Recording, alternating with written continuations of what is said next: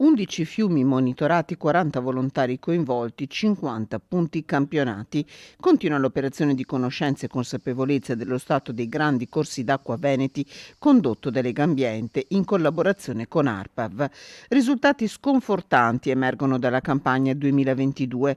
La scarsità d'acqua, la cattiva depurazione, la presenza di inquinanti come i PFAS, ma anche i plastificati, destano allarme per due grandi fiumi, il Bacchiglione e il Retrone. Alcuni valori preoccupano a prescindere dal corso d'acqua, però il fiume Bacchiglione in particolare è un fiume che dimostra una pressione molto importante, così come il fiume Retrone, è un fiume in provincia di Vicenza si sviluppa, che anch'esso è già noto a molti per il tema appunto dell'inquinamento da PFAS e anch'esso dimostra alcune criticità. Male anche il canale Piovego a Padova, che ha superato quasi del doppio il limite in uscita dagli impianti di depurazione per i valori di Escherichia coli.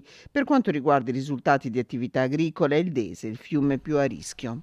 Abbiamo localizzato nel Dese un valore di 5 volte sopra quello consentito dalla legge. Questo significa che in particolare nella parte della foce finale, significa che è lì nel bacino scolante, insomma, ecco che poi vanno a concentrarsi gli inquinanti che arrivano poi al mare, e dobbiamo preoccuparci quindi di valori che ci danno un segnale, un SOS da parte dei fiumi. Un dramma ecologico e sanitario che deve portare a avere politiche di prevenzione, l'invito di Legambiente, che tristemente commenta la sorte del Piave.